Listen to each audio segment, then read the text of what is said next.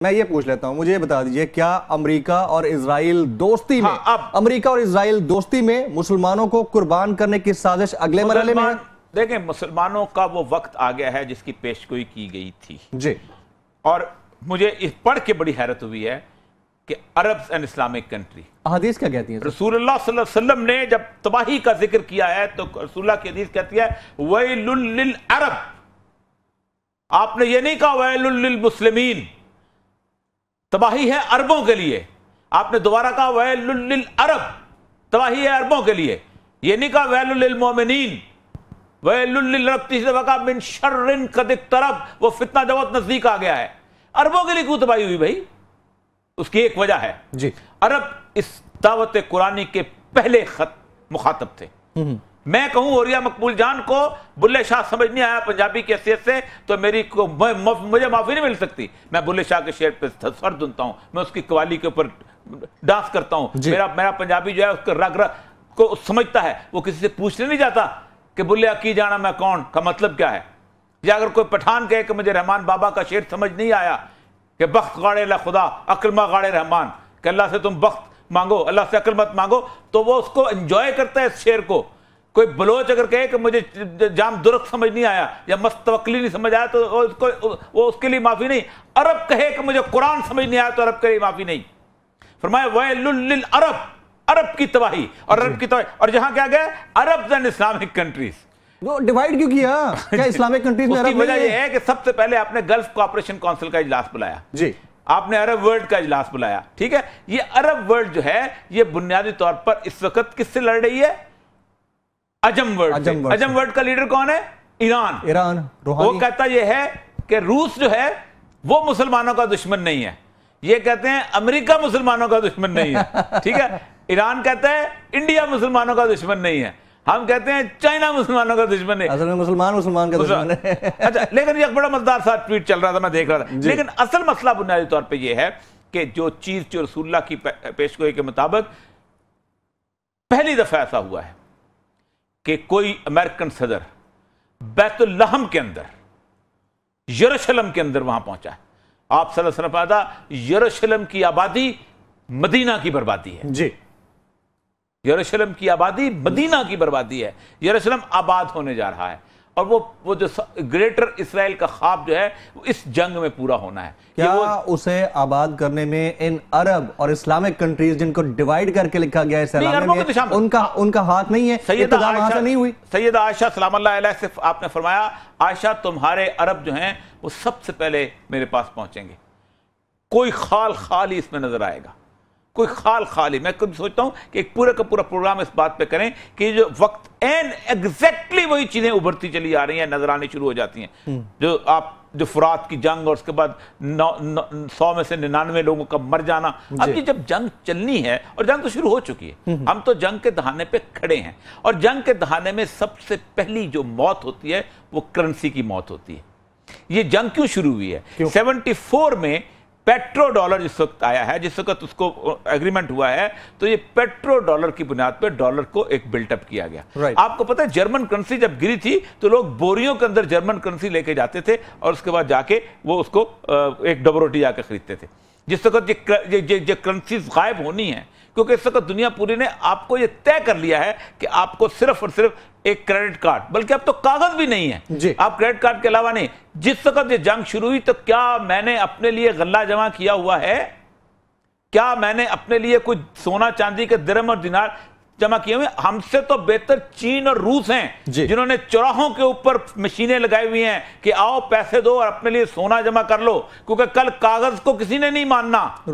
ہم پاکستانی اسی میں گم ہیں ابھی تک، اور یہ اعلامیہ ہے 35,000 فوج بن رہی ہے، اور ایران کے بارے میں انہوں نے یہ لکھا ہے، آپ اندازہ کریں کل کو ہم کہیں گے جی ہم نے ایران کے ساتھ بڑے ہمارے تعلقات ہیں، کہ the leaders are committed to intensify their efforts to observe the security of the region and the world at large and firmly confront the subversive and destructive Iranian activities۔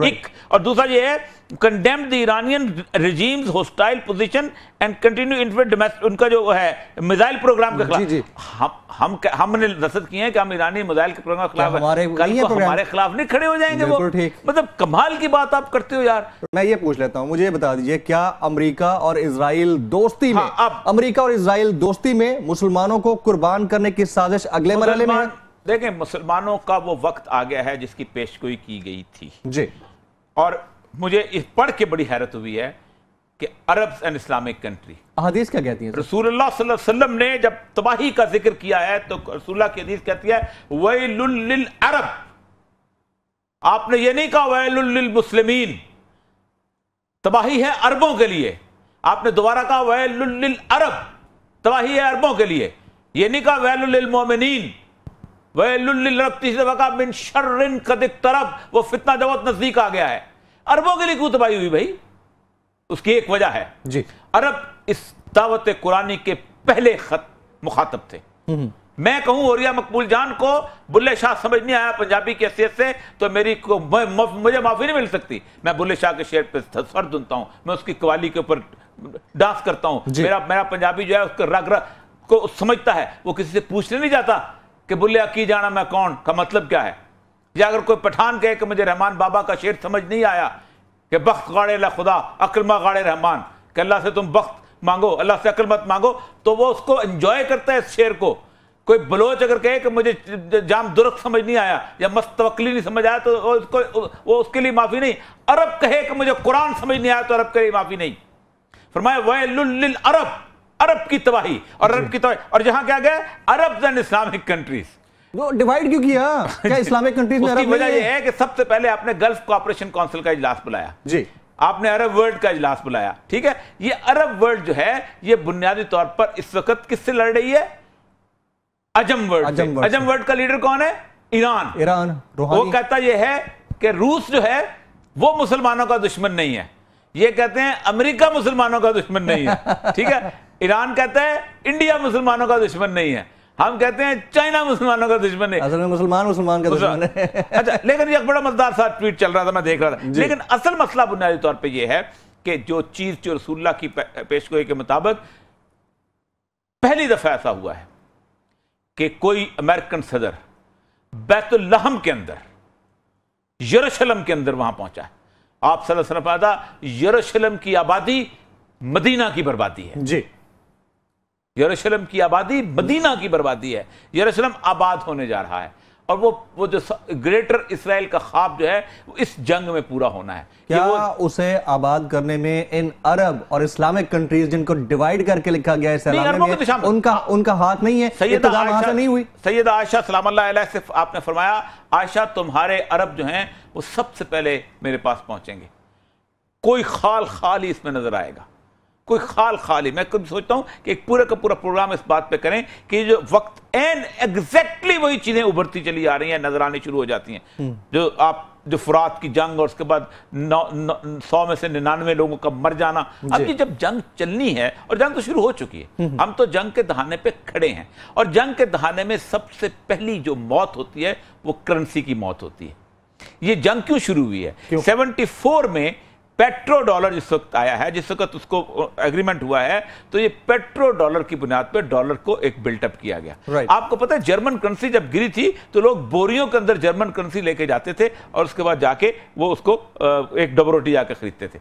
जिस वक्त ये करेंसी गायब होनी है, क्योंकि इस वक्त दुनिया पूरी ने आपको ये तय कर लिया है कि आपको सिर्फ और सिर्फ एक क्रेडिट कार्ड, बल्कि अब तो कागज भी नहीं है, आप क्रेडिट कार्ड के अलावा नहीं। जिस वक्त ये जंग शुरू हुई तो क्या मैंने अपने लिए गल्ला जमा किया हुआ है?